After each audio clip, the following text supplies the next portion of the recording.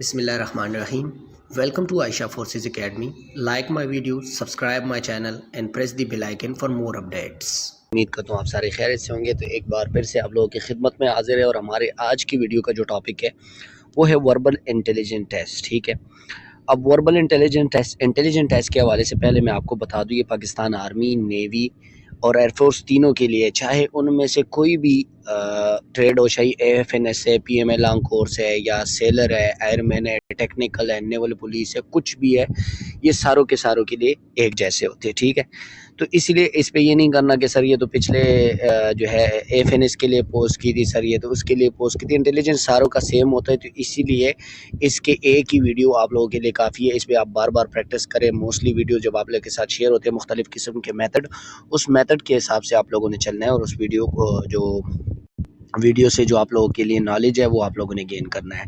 तो चलिए अपने इस वीडियो की तरफ बढ़ते हैं, इसमें बातों में ज़्यादा टाइम ज़ाया नहीं करते। तो सबसे पहले क्वेश्चन की तरफ बढ़ने से पहले अगर आप लोग हमारे चैनल पे नए तो हमारी वीडियो को लाइक करें, चैनल को सब्सक्राइब करें और बेल आइकन को लाजमी दबाएं ताकि मेरी नई आने वाली वीडियो की अपडेट आपको बर वक्त मिल सके। तो सबसे पहले जो क्वेश्चन नंबर 1 है हमारा कि which statement is true for the word flower. अच्छा, एक बात मेरी याद रखें, इस टाइप के क्वेश्चंस में ना असल में आपसे पूछा जाता है अल्फ़ाबेटिकली। ठीक है, कि आप मतलब अल्फ़ाबेट्स के हवाले से, ABC के हवाले से आपसे पूछा जाता है। ठीक है, उसमें इस वर्ड का ज़्यादा ताल्लुक नहीं होता, लेकिन यहाँ पे कन्फ्यूजन के लिए ये चीज़ समझ में बंदों को नहीं आती कि यहाँ पे भी देखिए मैं आपको समझाता हूँ। यहाँ पे देखिए पहले A और C को देख ले, R कम्स आफ्टर W। यहाँ पे अगर आप देख ले तो W के बाद R आया हुआ है तो ये ट्रू है। E कम्स आफ्टर W, ठीक है, तो ये देखिए E भी W के बाद ही आया हुआ है तो ये भी ट्रू है। अगर कि L कम्स बिफोर O, तो यहाँ पे देखिए L से पहले O आया हुआ है। ठीक है, सॉरी, L के बाद O आया हुआ है, लेकिन यहाँ पे ये एक सूरत रॉन्ग हो सकती है। और अगला है नन ऑफ दीज। तो इसको हम कैसे करेंगे, ये है अल्फ़ाबेटिकली। मैंने आपको पहले भी बोला है अल्फ़ाबेटिकली पता चलता है। तो हम क्या करेंगे, ABC में देखना हमने है कि इन तीनों से स्टेटमेंट्स में से कौन सा वाला सही आता है, कि L के बाद O आता है या R के बाद W आता है या किस तरह से आता है। अब हालांकि के यहाँ पे देखे जाए तो R के बाद जो है ना O नहीं आता, W नहीं आता। ठीक है, R जो है W से पहले आता है, उसके बाद E कम्स आफ्टर W, नहीं, वो भी W से अल्फ़ाबेट्स में पहले आता है। ABCDE और W पता नहीं कौन से नंबर पे आता है। तो यहाँ पे कौन सा ठीक होगा, JKLMNO। ठीक है, मतलब ये है कि L के बाद O आता है, तो ये L कम्स बिफोर O। ठीक है, तो इधर ये करेक्ट है कि L जो है वो पहले आता है, तो ये स्टेटमेंट इसका करेक्ट आंसर हो जाएगा। उम्मीद करता हूँ इस क्वेश्चन की समझ आ गई होगी। इतना मुश्किल क्वेश्चन नहीं था, लेकिन जस्ट आप लोगों को कंफ्यूज करने के लिए इस टाइप के क्वेश्चंस आते हैं। तो ठीक है, तो ये अल्फ़ाबेटिकली ऑर्डर के हवाले से बात की जा रही है। यहाँ पे नहीं है कि यार यहाँ पे जो है ना L के बाद O आता है या O के बाद L आता है, ये इस टाइप के क्वेश्चन होते हैं अल्फ़ाबेटिकली ऑर्डर। लेकिन इंटेलिजेंस है तो इसलिए इस पर कोई रूल्स अप्लाई नहीं होती, ये याद रखना। अब यहाँ पे है पिन इज टू इंक। यहाँ पे है ना दो चीज़ों की रिलेशन होती है, हम इसको यहाँ पे काट देते हैं। Pen is to ink. ठीक है, पेन को कंपेयर किया गया है स्याही के साथ, क्योंकि पेन का जो मटेरियल है जिसके साथ जिससे वो चलता है वो क्या है, वो इंक है। तो अगले पेंसिल का क्या होगा वो भी आपको बता देते हैं। लेकिन इस टाइप के क्वेश्चंस में क्या होता है, दो चीज़ों की रिलेशन एक जैसी होती है और अगले एक आपको दिया होता है और नेक्स्ट उसकी सेम रिलेशन, जो इस टाइप की रिलेशन इसके साथ जिस टाइप की रिलेशन निकाली गई हो नेक्स्ट के साथ आपने वही रिलेशन निकालनी होती है। तो यहाँ पे अगर पेन इज टू इंक है, ठीक है, पेन जो है वो स्याही से चलता है, तो पेंसिल किस चीज़ से चलता है, उसमें एक लेड होती है, ब्लैक लेड जी होती है, जिसकी वजह से वो चलती है। तो यहाँ पे C नंबर ऑप्शंस पे अगर आप देख ले तो ये इसका करेक्ट आंसर हो जाएगा। अच्छा, अब नेक्स्ट क्वेश्चन है select the odd one out. ठीक है, अब इस टाइप के क्वेश्चंस में क्या होते हैं, इनमें से 3 या 4 जो है वो सेम रिलेशन के होते हैं और एक मुख्तलिफ होता है इसमें। तो वो जो मुख्तलिफ होता है वो आपने फाइंड करना होता है। अब यहाँ पे आप देख ले, यहाँ पे 4 ऑप्शन दिए गए हैं। ठीक है, 4 ऑप्शन में से कौन कौन से है, हॉर्स, डंकी, गोट और कैंगरू। ठीक है, अब हॉर्स को देख ले, उसके 4 पैर है और 4 पैरों से वो चलती भी है और उनको वो है जो मतलब पालतू जानवर भी है। हॉर्स का आप घरों पे भी पाल सकते हो, डंकी भी आप घरों पे और नॉर्मल यहाँ पे आपने देखे भी होंगे। ठीक है, और 4 पैर वाला एक गोट भी है। अब कैंगरू को देखे तो वो 2 पैरों से चलते और साथ में ना इस तरह से जंपे टाइप का मार लेता है, जिस तरह से उसकी चलन जो है। तो यहाँ पे जो मुख्तलिफ है ना वो जानवर, वो कैंगरू है, ठीक है, और ये करेक्ट आंसर इसका हो जाएगा। तो इस टाइप के क्वेश्चंस में क्या होता है, 4-5 चीज़ें दिए होती हैं, उनमें से चारों की या तीनों की जो है वो रिलेशन सेम होती है और एक मुख्तलिफ होता है जो कि आपने वो फाइंड करना होता है। अच्छा, अब नेक्स्ट है सीरीज़ है। इसमें अब सीरीज़ में बहुत किस्म के क्वेश्चंस आते हैं, कोई सीरीज़ किस टाइप से हल होता है, दूसरी सीरीज़ अगले टाइप से हल होता है। तो इसमें मुख्तलिफ किस्म के सीरीज़ आ रहे होते हैं जो आप लोगों ने सॉल्व करने होते हैं। अब इस सीरीज़ में देख ले और ये क्वेश्चन भी याद रख ले, ये क्वेश्चन भी बार बार चेंज होता रहता है, मुख्तलिफ किस्म के क्वेश्चन आते हैं लेकिन मतलब उसका सेम ही होता है। अब यहाँ पे देखिए, which number does not belong to the following series. अब ये उसी तरह से सीरीज़ है कि यार इसमें कौन सा नंबर है जो इस सीरीज़ के साथ बिलोंग नहीं करा, वो हमने फाइंड करना है। तो यहाँ पे आ जाते हैं, यहाँ पे देखिए 79 है, उसके बाद 70 है, तो 79 से 9 माइनस हुआ है 70 आया है, उसके बाद 70 से 10 माइनस हुआ है 60। तो अगली बारी क्या है, 11 की बारी है, 11 माइनस होगा तो फिर हमारे पास क्या आएगा, हमारे पास 49 आएगा, लेकिन यहाँ पे 58 आया हुआ है। तो मतलब ये है कि 58 जो है ना इसमें अलग। अब यहाँ पे देखिए फिर 11 माइनस हुआ है ना, 49 आया हुआ है जो कि इस सीरीज़ की यहाँ पे 58 की जगह होना चाहिए। फिर 12 माइनस हुआ है तो हमारे पास 37 आया हुआ है। तो मतलब ये है कि 58 हमारे पास इसमें डिफरेंट है और ए नंबर ऑप्शन पे आप देख सकते हो ये इसका करेक्ट आंसर है। अब नेक्स्ट सीरीज़ है, देखिए जैसे मैंने आपको बोला है कि सीरीज़ में जो है ना क्वेश्चंस भी चेंज होते रहते हैं। तो यहाँ पे देखिए इसका क्वेश्चन भी चेंज है, which number is next in the series, के इस सीरीज़ में नेक्स्ट क्या नंबर आएगा। अब यहाँ पे देखिए ये थोड़ा इसमें स्पेस नहीं आया हुआ है, ये 19/69 है, 17/54 है, ठीक है, और 13/20 है, और नेक्स्ट क्या आएगा। तो इस सीरीज़ में असल में क्या हो रहा है, देखिए 19/69 है और 17/54 है, उधर वो बिल्कुल जुड़े हुए, इसलिए शायद आप लोगों को समझ नहीं आ रही हो, इसलिए मैंने अलग से लिख दिया। अब यहाँ पे देखिए ये 19 है, यहाँ पे 17 है, अगले फिर 13 है। तो क्या हो रहा है, 2 इससे माइनस हुआ है, फिर इससे 4 माइनस हुआ है, ठीक है। उसके बाद जो ऊपर फिगर माइनस हो रही है ना वो डबल डबल माइनस हो रहा है, ठीक है। अब यहाँ पे देखें नेक्स्ट बार ये हमारे पास यहाँ पे आ जाते हैं, और नीचे वाली है जो है, नीचे वाले के साथ क्या हो रहा है, ऊपर से जो है ना वो फिगर 2 माइनस हो रहा है, ठीक है। यहाँ पे इन दोनों की बारी है, फिर अगले दो की हमने फाइंड करनी है। तो यहाँ पे हमारे पास था, यहाँ पे 2 माइनस हुआ था, ठीक है, ऊपर वाले से 19 था तो 17 हो गया, ठीक है। अब डिनोमिनेटर जो इसका है, इसका 69 है और अगले का 54 है। अब ये कैसे फाइंड है, तो ठीक है, ये 6 और 9 जो है ना, 6 × 9 हम करेंगे तो हमारे पास क्या आ जाएगा, 54। सेम यही प्रोसीजर नेक्स्ट 2 के साथ हमने करना है, ठीक है। तो ऊपर 13 है, उससे हम 2 माइनस करेंगे तो हमारे पास 11 आ जाएगा। नीचे डिनोमिनेटर इसका जो है वो 54 है, सॉरी 20 है, ठीक है। तो नीचे डिनोमिनेटर को हम मल्टीप्लाई करेंगे, 2 × 0 हम करेंगे तो हमारे पास क्या आ जाएगा, 2 0 0, ठीक है। तो हमारे पास 11/0 जहाँ पे मौजूद है वो हमारा करेक्ट आंसर होगा। तो यहाँ पे देख सकते हो आप, ये सी नंबर हमारा करेक्ट आंसर हो जाएगा, 11/0। सिंपल सा क्वेश्चन था स्टूडेंट, इसलिए आप लोगों ने क्या करना है, इंटेलिजेंस पे जितनी आप ज़्यादा प्रैक्टिस करोगे उसी तरह से आपके लिए ये क्वेश्चन इजी होंगे और कोई मुश्किल आपको सामने नहीं आएगी, ठीक है। उम्मीद करता हूँ समझ आ गई होगी। तो अपने नेक्स्ट क्वेश्चन पे जाएंगे।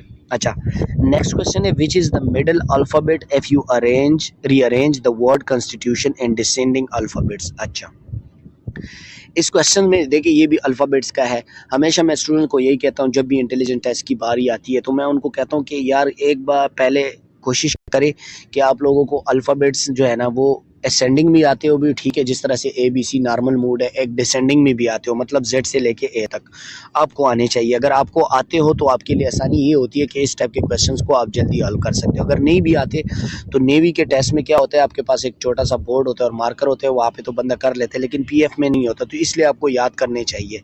लेकिन नेवी में चलो बंदा अपने लिए पहले से लिख देते हैं तो आसानी से हल कर सकते हैं। अब देखिए डिसेंडिंग ऑर्डर का मतलब है कि Z से लेके A तक, ठीक है, रिवर्स मोड में हमने आना है अल्फ़ाबेट्स में।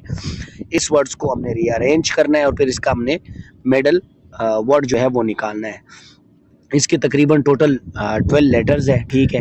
तो इसको हम उल्टे से लिखेंगे, तो यहाँ पे मैं आपके साथ डायरेक्ट लिख देता हूँ ताकि आप लोगों को वो ना हो, ज़्यादा इस क्वेश्चन पे टाइम भी ज़ाया ना हो। यहाँ पे मैं लिख देता हूँ। तो स्टूडेंट ये आप देख सकते हो रिवर्स मोड में हमने लिख दिया। तो यहाँ पे इस कॉन्स्टिट्यूशंस में कितने वर्ड आएंगे ये आप देख सकते हो, ठीक है। इसमें कौन कौन से वर्ड है? यू है, एक है, ठीक है, डबल टी, ट्रिपल टी, ठीक है, 3 दफ़ा T, S, double O, double N, double I, C. ये कॉन्स्टिट्यूशंस का पूरे वर्ड्स हैं, ठीक है, लेटर्स हैं, ठीक है, हर्फ है।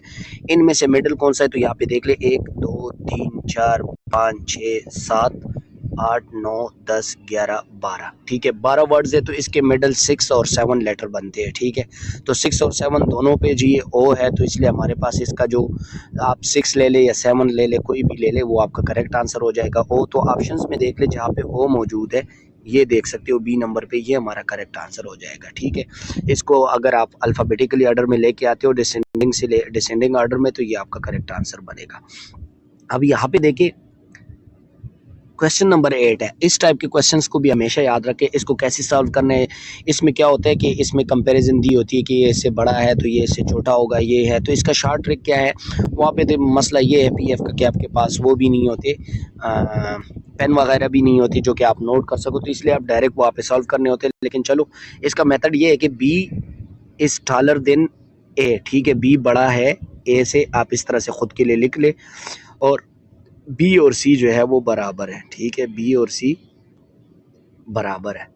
अब ये देखें, बी और सी बराबर है लेकिन बी ए से बड़ा है। अब यहाँ पे नीचे क्या कह रहे हैं? A is taller than C, A is taller than C, ठीक है। बी और सी बराबर है तो ए तो उससे छोटा है, बी से छोटा है तो मतलब सी से भी छोटा है, ठीक है। अगला क्या है? ए इज़ इक्वल टू सी, ठीक है। जो ए इज़ इक्वल टू सी भी नहीं आ रहा क्योंकि सी बी के बराबर है और बी ए से बड़ा है, ठीक है। सी इज़ शॉर्टर देन ए, ठीक है, सी जो है वो शॉर्टर देन ए है, वो भी नहीं है क्योंकि वो उससे बड़ा है, बी के बराबर है। तो डी में क्या है? सी इज़ टॉलर देन ए, तो डी नंबर ऑप्शन इसका करेक्ट आ रहा है क्योंकि सी जो है वो ए से टॉलर है, ठीक है, लंबा है। तो यहाँ पे देखिए ये आपका करेक्ट आंसर। इस तरीके से आप अपना क्वेश्चन जो है इजीली सॉल्व कर सकते हो। अच्छा, अब नेक्स्ट है, इस टाइप क्वेश्चंस में क्या होता है? आपको एक वर्ड दिया होता है, ये भी इंटेलिजेंस क्वेश्चंस का पार्ट है। इसमें आपको एक वर्ड दिया होता है, ठीक है, उस वर्ड को आप अरेंज करते हो तो उसको वो किस चीज़ से मिलावट करता है या वो किस चीज़ का नाम होगा, इस तरह से वो कह रहे हैं। अब यहाँ पे देखिए, एफ री अरेंज, AMGREYN ये कौन सा वर्ड होगा? तो इसको हम अरेंज करते हैं। देखिए इसमें कौन सा इमरजेंसी तो नहीं बनेगा, सी तो इसमें है ही नहीं, GER, ठीक है, ये बनेगा जर्मनी। यहाँ पे देखिए GERMANY। अब आप देख ले ये सारे वर्ड मौजूद है। देखे यहाँ पे मैं भी आपको दिखा देता हूँ।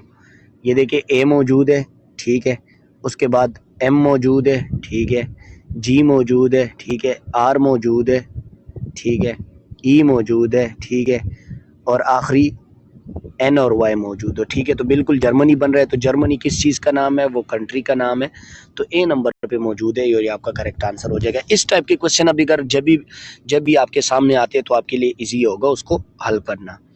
अब नेक्स्ट क्वेश्चन है हमारे पास कोडिंग एंड डिकोडिंग का, ठीक है। अब कोडिंग एंड डिकोडिंग वाले क्वेश्चंस इस तरह से होते हैं, ये भी बिल्कुल सिंपल सी होती है लेकिन स्टूडेंट इसमें थोड़े परेशान होते हैं। अब देखिए ये सिंपल सा है, इसमें भी मुख्तलिफ किस्म के मेथड है लेकिन ये सिंपल वाला है। यहाँ पे देखिए, सॉलिड इज़ कम्पेयर टू 37541, ठीक है। अब इसके साथ क्या किया गया है यहाँ पे बताता हूँ। 3 के लिए मतलब एस के लिए 3 लिया गया है, 7 के लिए 0 के लिए 7, ओ के लिए 7, एल के लिए 5 एंड आई के लिए 4, ठीक है, और डी के लिए 1। तो ये एक एक लेटर्स के लिए एक एक नंबर लिया दिए गए। फिर ड्राइवर का भी सेम इसी तरह से ही है। अब हमने फाइंड करना है सोल्जर का, ठीक है। अभी सोल्जर का हम कैसे फाइंड करेंगे यहाँ पे आपको बता देता हूँ। सोल्जर, अब उन दोनों में से हमने देखना है कि इसके कौन कौन से नंबर इसके ऊपर अप्लाई होते हैं, ठीक है। अबे यार किधर लिख रहा हूँ मैं, ताकि हमारे लिए आसानी हो और हम सामने लिखते जाइए। यहाँ पे डायरेक्ट सर्च मार लेते, ठीक है। इसके लिए क्या था? 3, ठीक है। यहाँ पे देखिए इसके लिए 3 था, आप देख सकते हो, ठीक है। ओ के लिए क्या था? ओ के लिए था 7, 3 7 हो गया हमारे पास। उसके बाद एल है, इस एल के लिए क्या था? 5, 3 7 5 हो गया। डी के लिए क्या है? डी के लिए 1 था, ठीक है। अब रेवर पे आ जाते हैं उसमें क्योंकि कुछ वर्ड्स उसमें मिलेंगे। आई के लिए क्या है? 4, ठीक है। और आई, फिर आई के बाद ई है, तो ई के लिए क्या है? 9। और आर के लिए सबसे आखिर में या पहला नंबर जो है वो 6 है। ठीक है, अब ये नंबर आप लोगों ने ढूंढना है। ये ऑप्शंस जो हमें दिए गए इनमें से एक आपका यही नंबर होगा 375। ये पहले वाले में देखे 375 8 है, ये तो हमारा नहीं है। ठीक है, उसके बाद 375 हमारे पास 1 है जो कि ये भी नहीं है।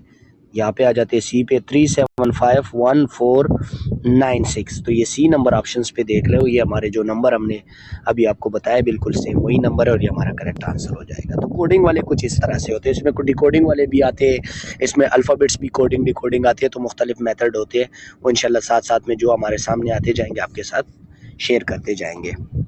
अच्छा सुनो, अब यहाँ पे नेक्स्ट क्वेश्चन है हमारे पास। ये देखिए, next in the following series के इस सीरीज में नेक्स्ट क्या आएगा। अब यहाँ पे देखिए 0.32 है, सॉरी 0.32 है, उसके बाद 0.66 है।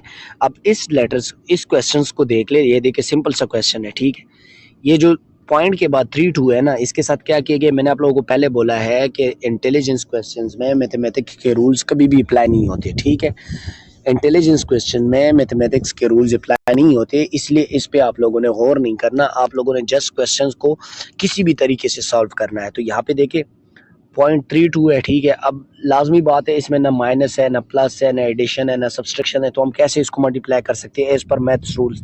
लेकिन इसमें मैथ्स के रूल्स अप्लाई नहीं होते, इसलिए 3 × 2 करेंगे तो क्या हो जाएगा, 6 हो जाएगा हमारे पास।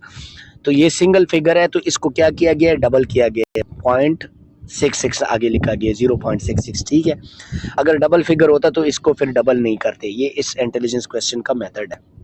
अब देखिए 0.36 है। ठीक है, तो फिर क्या किए, 3 × 6 कर लो तो आपके पास क्या आ जाएगा, 3 × 6 कर लो तो हमारे पास क्या आ जाएगा, 18।